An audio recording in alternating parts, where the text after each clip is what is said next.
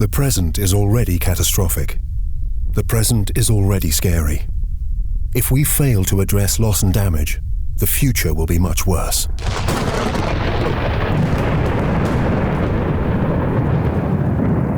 This is loss and damage.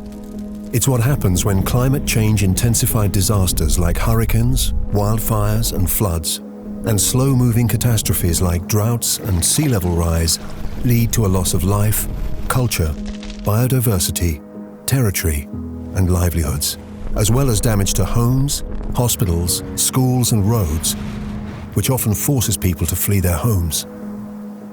Loss and damage as of this year, 2021, is taking place in every single country in the world, including the rich countries.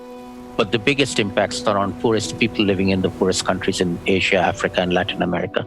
If your island is going underwater, you have to leave. If your farmland is turning into desert, you have to move. And if forest fires are destroying your home, what choice do you have?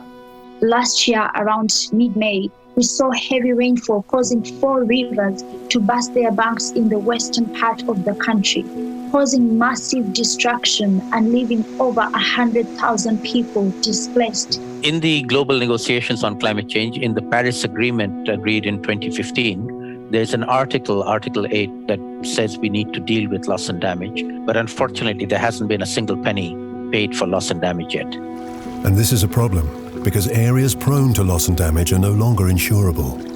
Insurance is something that works on probability. When you know that you are definitely going to face climate impacts, insurance doesn't work. Therefore, money for people to put their lives back together needs to come from somewhere else. Those who are at the front lines are the least responsible for the climate crisis. I do believe in the polluter pays principle. Fossil fuel companies and the biggest polluting countries, they have the responsibility to provide compensation for loss and damage. The major fossil fuel companies around the world have known for decades that they were producing a polluting product, and they have suppressed that information and they prevented action. As a result, they've made billions of dollars of profit. Therefore, they are completely liable to be challenged now to pay up for the loss and damage that they have knowingly caused and they have profited from. Although there is clearly a pressing need to support communities impacted by loss and damage, finance has been blocked, denied, and deemed too expensive by those who have polluted. The Global North hasn't done anything about loss and damage because it has refused to accept responsibility for the climate crisis. They don't want to pay the bill. With similar compensation funds already in existence, it is high time to set one up for loss and damage. We do have an example of compensation for pollution. The major oil companies quite willingly put money into a pot, and if there's an oil spill anywhere, the people who are affected don't have to prove which company caused it. That's the kind of thing that we need for loss and damage from climate change. The present is already catastrophic. The present is already scary. And if compensation is not given, the future is going to be much worse. With COP26 rapidly approaching, it's time to put loss and damage firmly on the agenda.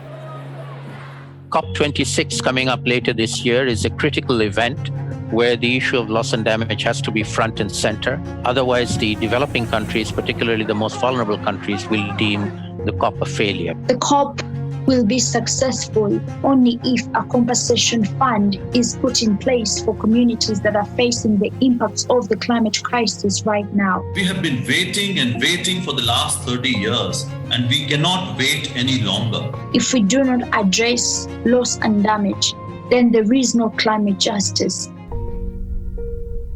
It's not just what loss and damage is, but what it means. It speaks of the existential threat that the heating of our fragile band of atmosphere represents. It's the signpost of what's to come. The alarm bell that tells us we are running out of road for ignoring it as if it isn't there. We are running out of road for doing nothing proportionate to the scale of the problem. We are running out of road. Taking care of those at the sharp end of this climate change that is happening now, not tomorrow, but now, is urgent and long overdue.